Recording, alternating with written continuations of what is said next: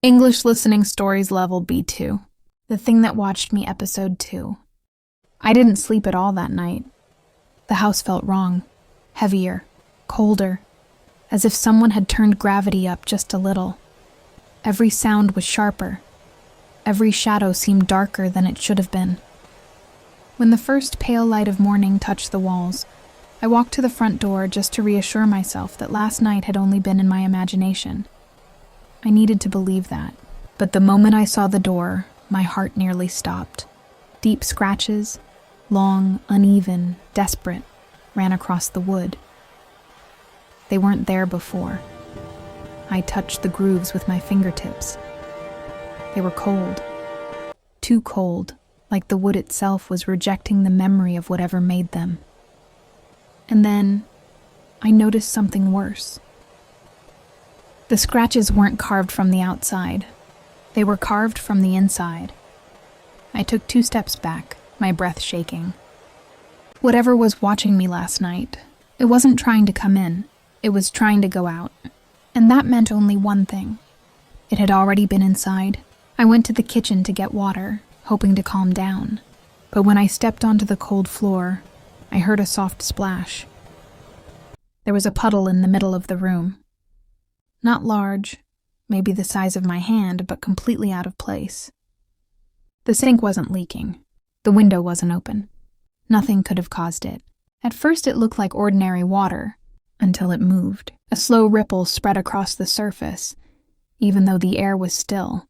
The ripple twisted the reflection of the ceiling lamp, bending straight lines into warped, unnatural curves.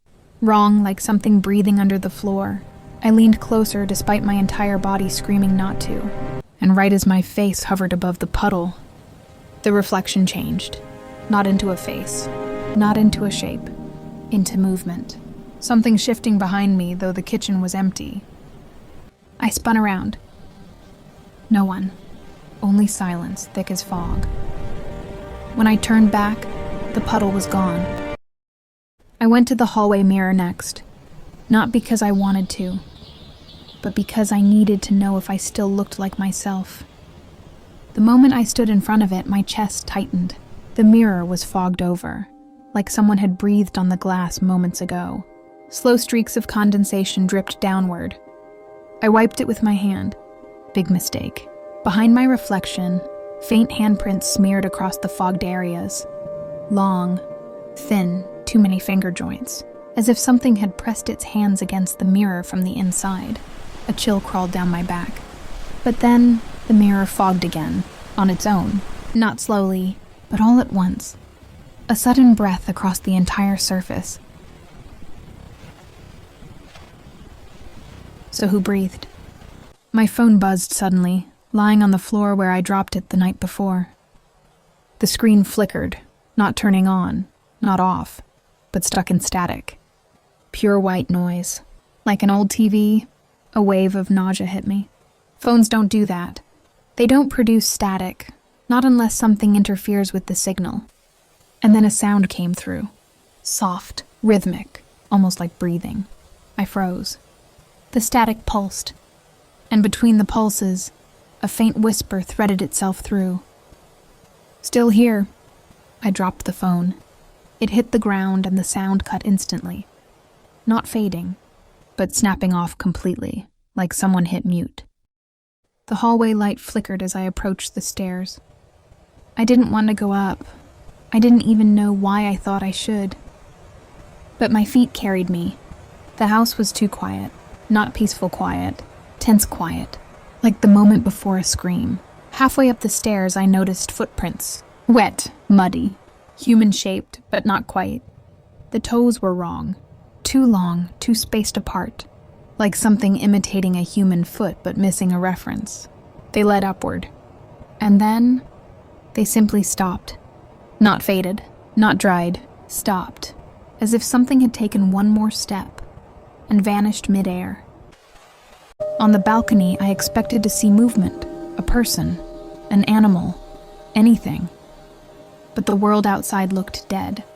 The wet street glistened under the lonely street lamp. Fog hugged the ground. Everything was still, except for the shadows.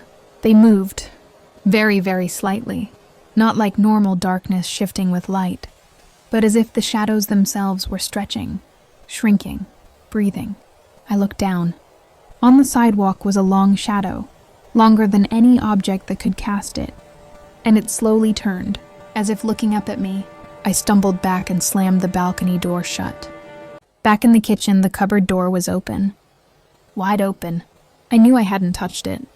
Inside, the shelves were empty except for one old jar, but it was vibrating, shaking softly, tapping against the wood in an irregular rhythm. Tap, tap, tap. Pause. Tap, tap, tap. Like Morse code.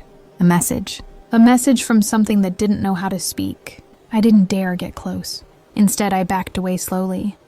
By evening, the temperature in the house dropped.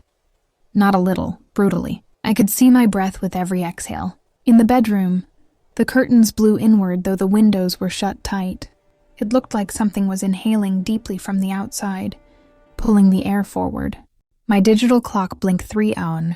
Not PM, not AM, just 3D, frozen. And the second I stepped toward it, it flickered. 301, 3 301, 3. And in the darkness behind me, something whispered again, closer this time. The wardrobe door creaked open before I touched it. Cold air poured out, colder than the room, colder than outside. Inside, clothes hung limp and still. On the floor, one shoe. But the shoe wasn't lying randomly. It pointed outward, toward me, as if something inside had stepped out. The shadows inside the wardrobe moved. Not a figure, not an animal. Just darkness shifting, folding, stretching like ink stirred in water. And then 2 things happened. 1, the hangers began to sway. 2, the door started closing slowly, toward me, not away. I slammed it shut and ran. I rushed to the front door, desperate to leave. But when I grabbed the handle, it was warm. Warm like someone had been holding it moments before. I pulled. It didn't move. I pulled harder, nothing. Not even a rattle. And then something slid across the floor behind me. Keys. My house keys. They slid to my feet from the darkness of the hallway, even though no one was there to push them. I bent down slowly, terrified of what I would see when I stood back up. But when I lifted my head, the door was suddenly open. Wide open. The street outside was empty, drenched in fog. No wind. No sound. Nothing. And then my phone buzzed in my pocket. I pulled it out with shaking hands. 1 notification. No number. No contact. Just a message. You left. But I didn't. The house behind me creaked. Deep. Resonant. Like something enormous shifting its weight. I didn't look back. I ran. This is the end of the story, The Thing That Watched Me. Listening B2. Thank you for choosing us.